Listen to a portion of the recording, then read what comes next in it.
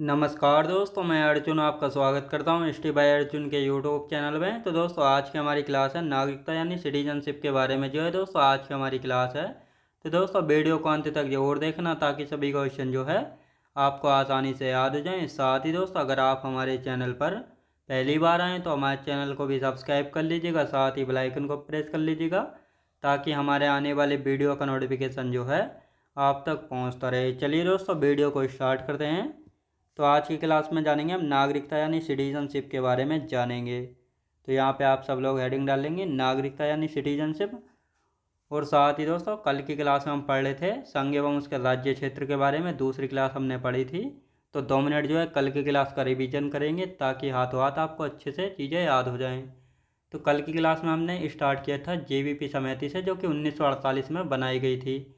JVP समिति 3 लोगों की अध्यक्षता में बनाई गई थी। जेवीपी यानी पट्टाभी सीतारामैया थे, सरदार वल्लभ भाई पटेल थे और पंडित नेहरू थे। इस जेवीपी समिति का काम क्या था? इसका काम था धारा आयोग की सिफारिशों की जांच करना, क्योंकि धारा आयोग की सिफारिशों में कहा गया था कि राज्यों का पुनर्गठन जो है भाषा के आधार पर नहीं होना चाहिए, बल्कि वित्तीय स्थिति एवं भौगोलिक क्षेत्रों के आधार पर जो है होनी चाहिए। तो जेवीपी समिति ने जो है इन सिफारिशों का जो है समर्थन किया। जब समर्थन किया तो इसके बाद आता है राज्य पुनर्गठन आयोग। राज्य पुनर्गठन आयोग कब बनाया गया था? तो इसको जो 1953 में बनाया जाता है, जिसका अन्य नाम था डॉक्टर फजल अली आयोग। और साथ ही इसके अध्यक्ष कौन थे? डॉक्टर फजल अली आयोग ही थे। अब दोस्तों राज्य पुनर्गठन आयोग जो है ये अपनी रिपोर्ट कब पेश करता है? तो ये अपनी रिपोर्ट पेश करता है और अपनी रिपोर्ट में कहता है कि 16 राज्य व 3 यूटीज बनाए जाए। यानी जब इन्होंने अपनी रिपोर्ट पेश की राज्य पुनर्गठन आयोग ने, तो इन्होंने कहा कि 16 राज्य एवं 3 यूटीज बनाए जाएं। और साथ ही बनाए कितने गए थे? 16 राज्य बनाए गए थे और 3 यूटीज की जो है डिमांड की गई थी, लेकिन बनाए गए थे 14 राज्य और 3 यूटीज जो है बनाए गए थे, याद रखेंगे। और साथ ही इसके बारे में हमने जाना था, जैसा मुंबई प्रेसिडेंसी थी, इसको जो है 1 मई 1960 में जो है क्या कर दिया गया था? गुजरात और महाराष्ट्र राज्य के रूप में बना दिया गया था। तो इस प्रकार हमने कल अच्छे तरीके से इन सभी के बारे में जाना था। और आज की क्लास में हम जानने वाले नागरिकता के बारे में, यानी नागरिकता को संविधान के किस भाग में रखा गया है, कितने आर्टिकल हैं, कितने प्रकार से नागरिकता प्राप्त की जा सकती है, कितने प्रकार से छोड़ी जा सकती है, इन सभी के बारे में चर्चा करेंगे। तो यहाँ पे आप लोग हेडिंग डालेंगे नागरिकता। तो नागरिकता को जो है दोस्तों संविधान के भाग 2 में जो है रखा गया। किस में? भाग 2 में। और भाग 2 में जो है हम आर्टिकल पढ़ते हैं, यानी अनुच्छेद 5 से लेकर 11 तक हम अनुच्छेदों को पढ़ते हैं भाग 2 में। अब दोस्तों नागरिक यानी सिटीजन क्या होता है?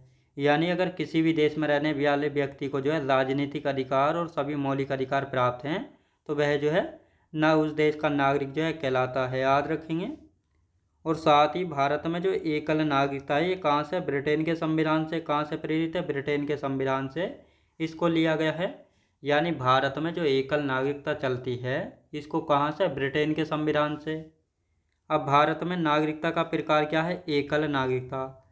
अब एकल नागरिकता की हम बात करेंगे दोस्तों। मान लेते हैं भारत का नागरिक अगर किसी दूसरे देश की नागरिकता ले लेता है, तो भारत की नागरिकता उसकी समाप्त हो जाएगी, क्योंकि भारत में एकल नागरिकता है। अगर भारत की नागरिकता उसके पास है तो वो किसी दूसरे देश की नागरिकता नहीं ले सकता। अगर दूसरे देश की नागरिकता लेगा तो उसकी भारत की नागरिकता समाप्त हो जाएगी। तो इसलिए यहाँ पे बताया गया कि एक प्रकार की नागरिकता है भारत में, कैसी? एकल नागरिकता, जिसको ब्रिटेन के संविधान से लिया गया। कहाँ से दोस्तों? ब्रिटेन के संविधान से। अब यहाँ पे एक नोट लिखेंगे, जब हमारा संविधान 26 नवंबर 1949 को बना था, तब नागरिकता से संबंधित कितने आर्टिकल जो है लागू कर दिए गए थे 26 नवंबर 1949 को ही? तो नागरिकता से संबंधित अनुच्छेद 5, 6, 7, 8, 9 ये अनुच्छेद जो है लागू कर दिए गए थे। और बाकी 10 और 11 को जो है 26 जनवरी 1950 को लागू कर दिए गए थे, जब हमारा पूर्ण रूप से संविधान लागू हुआ था। तो ये आपको अच्छे से याद रखना है। अब यहाँ पे देख लेते हैं नागरिकता प्राप्त करने के कितने प्रकार हैं। नागरिकता प्राप्त करने के 5 प्रकार हैं। तो भारत में जो है नागरिकता 5 प्रकार से प्राप्त की जा सकती है। कौन कौन से 5 प्रकार हैं? जैसे जन्म से, वंश परंपरा से, पंजीकरण से, देशीयकरण से और भूमि अर्जन द्वारा। इन 5 प्रकार से जो है भारत में नागरिकता प्राप्त की जाती है। अब इन सभी को एक एक करके हम जानेंगे यहाँ पे। तो अब दोस्तों यहाँ पे हम बात करेंगे जन्म से। जन्म से कैसे नागरिकता प्राप्त की जाती है, यानी किसी व्यक्ति का जन्म 26 जनवरी 1950 को या उसके बाद भारत में हुआ है तो वह जन्म से नागरिकता प्राप्त कर सकते हैं। लेकिन यहाँ पे कुछ अपवाद हैं। विदेशी राजनयिकों के भारत में जन्मे बच्चे और शत्रु के अधीन भूभाग पर जन्मे बच्चों को जन्म से नागरिकता नहीं दी जाएगी। अब यहाँ पे जो है एक नागरिकता संशोधन अधिनियम 1986 किया गया था। तो ये क्या कहता है, यानी नागरिकता संशोधन अधिनियम 1986, इसमें कहा गया है अगर जन्म से नागरिकता प्राप्त करनी है, जन्म से नागरिकता के लिए उसके माता पिता में से कोई एक भारतीय नागरिक होगा तभी उसको जन्म से नागरिकता प्राप्त होगी। तो ये किस संशोधन अधिनियम के तहत कहा गया है, तो नागरिकता संशोधन अधिनियम 1986 के तहत जो है कहा गया है अगर किसी को जन्म से नागरिकता प्राप्त करनी है तो उसके माता पिता में से कोई एक भारतीय नागरिक होना चाहिए। अब वंश परंपरा से देख लेते हैं। वंश परंपरा से किस प्रकार, यानी विदेश में किसी का जन्म 26 जनवरी 1950 को या उसके बाद हुआ है। विदेश की यहाँ पे बात हो रही है, विदेश की। तो विदेश में किसी का जन्म 26 जनवरी 1950 को या उसके बाद हुआ है तो वह जन्म के समय उसके माता पिता में से कोई एक भारतीय नागरिक होगा तो उसको जो है जन्म के वंश परंपरा के अनुसार जो है दोस्तों नागरिकता मिल जाती थी। लेकिन यहाँ भी एक नागरिकता संशोधन अधिनियम किया गया है। तो नागरिकता संशोधन अधिनियम 1992 में क्या कहता है, ये कहता है माता की नागरिकता के आधार पर जो है विदेश में जन्मे बच्चों को भारत की नागरिकता का प्रावधान है। यानी नागरिकता संशोधन अधिनियम 1992 में कहता है माता की नागरिकता के आधार पर विदेश में जन्मे बच्चे को भारत की नागरिकता का प्रावधान है। तो ये कहा गया है। अब दोस्तों यहाँ पे एक नोट लिख लेते हैं क्योंकि यहाँ पर जो है कुछ बदलाव किया गया था।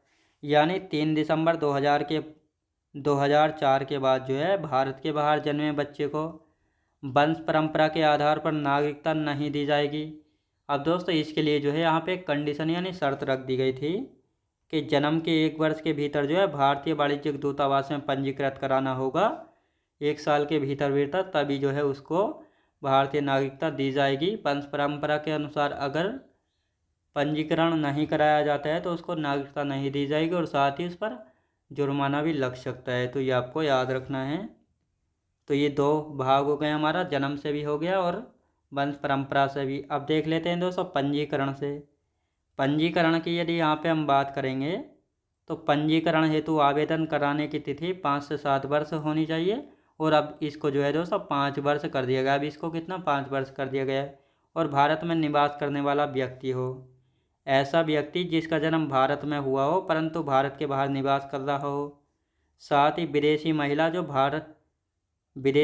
जो भारतीय से विवाह कर चुकी हो या करने वाली हो। राष्ट्र मंडल देशों के ऐसे नागरिक जो भारत में रहते हैं या भारत सरकार की नौकरी करते हैं तो वे पंजीकरण से जो है नागरिकता प्राप्त कर सकते हैं। तो ये आपको अच्छे से याद रखना है। पंजीकरण हेतु जो है आवेदन कराने की तिथि से 5 से 7 वर्ष तक भारत में निवास करने वाला व्यक्ति होना चाहिए, जो कि अब 5 वर्ष जो है कर दिया गया है। तो ये आपको याद रखना है। अब नंबर 4 पर आते हैं देशीयकरण से। देशीयकरण से किस प्रकार नागरिकता प्राप्त की जाती है, हेडिंग डालेंगे आप लोग देशीयकरण से। यानी कोई विदेशी व्यक्ति जो स्वेच्छा से भारत की नागरिकता ग्रहण करना चाहता है, यानी कोई विदेशी व्यक्ति अपनी मर्जी से अपनी इच्छा से भारत की नागरिकता प्राप्त करना चाहता है तो देशीयकरण से कर सकता है। भारत की नागरिकता के आवेदन के लिए 1 वर्ष से भारत में लगातार रह रहा हो और कुल मिलाकर जो है 5 वर्षों तक भारत में रहा हो। और दोस्तों ये 2000 यानी नागरिकता संशोधन अधिनियम 2019 के तहत जो है 11 वर्ष से घटाकर जो है ये अवधि 5 वर्ष कर दी गई थी। पहले कितनी थी, तो ये पहले 11 वर्ष होती थी, लेकिन नागरिकता संशोधन अधिनियम 2019 किया गया था, उसके द्वारा 11 वर्ष से घटाकर कितनी 5 वर्ष कर दी गई थी। साथ ही संविधान में उल्लेखित भाषाओं में से किसी एक का अच्छा ज्ञान हो, अच्छे से लिख लेता हो, अच्छे से बोल लेता हो तो वह जो है देशीकरण से नागरिकता प्राप्त कर सकता है। साथ ही दोस्तों भारतीय संविधान में कितनी भाषाओं को मान्यता प्राप्त है, तो जब हमारा मूल संविधान बनकर तैयार हुआ था 26 नवंबर 1949 को, यानी हमारे ओरिजिनल कॉन्स्टिट्यूशन में कितनी भाषाएं थी, 14 भाषाओं को मान्यता प्राप्त थी। लेकिन वर्तमान की हम बात करेंगे तो वर्तमान में जो है 22 भाषाओं को मान्यता प्राप्त है। तो ये आपको अच्छे से याद रखना है। अब आते हैं दोस्तों नंबर 5 पर, भूमि अर्जन द्वारा, यानी भूमि अर्जन द्वारा कैसे नागरिकता प्राप्त की जाती है। भारत सरकार द्वारा किसी नए भूभाग को अर्जित कर भारत में विलय किया जाता है या शामिल किया जाता है। जैसे दोस्तों मान लेते हैं पीओके है, अगर पीओके जो है पाक अधिकृत कश्मीर, भारत पीओके को जो है क्या करता है, अगर भारत में विलय कर लेता है या भारत में शामिल कर लेता है तो इस पर जितने भी नागरिक हैं उनको जो है भूमि अर्जन द्वारा जो है नागरिकता प्राप्त हो जाएगी। तो ये आपको अच्छे से यहाँ पे याद रखना है। अब आते हैं दोस्तों किसके बारे में, नागरिकता के अंत के बारे में, यानी नागरिकता कितने प्रकार से त्यागी जा सकती है। तो इसको भी देख लेते हैं यहाँ पे। नागरिकता का अंत, परित्याग करना, यानी अपनी मर्जी से जो है भारत की नागरिकता छोड़ना, अपनी मर्जी से, यानी अगर कोई भारतीय व्यक्ति जो है अपनी मर्जी से नागरिकता छोड़ता है तो उसको परित्याग कहा जाता है। पर्यवसान मतलब कोई ऐसा भारतीय व्यक्ति जो भारत में रहते हुए जो है किसी दूसरे देश की नागरिकता ग्रहण कर लेता है तो उसकी नागरिकता जो है यहाँ की यानी भारत की जो है समाप्त हो जाएगी। ये पर्यवसान है। अब वंचित किया जाना, वंचित किए जाने से जो है किस प्रकार जो है नागरिकता ली जा सकती है, यानी संविधान के प्रति अनिष्ठा दिखाने पर, भारत में रहते हुए संविधान का पालन न करने पर उसकी नागरिकता छीनी जा सकती है, और साथ ही युद्ध काल में शत्रु की सहायता करने पर। मान लेते हैं दोस्तों भारत हो या पाकिस्तान हो, अगर भारत पाकिस्तान का युद्ध चल रहा है तो अगर कोई भारतीय व्यक्ति जो है युद्ध के समय पाकिस्तान को जो है अपने यानी भारत की जानकारी देता है तो उस समय जो है उसकी नागरिकता छीनी जा सकती है।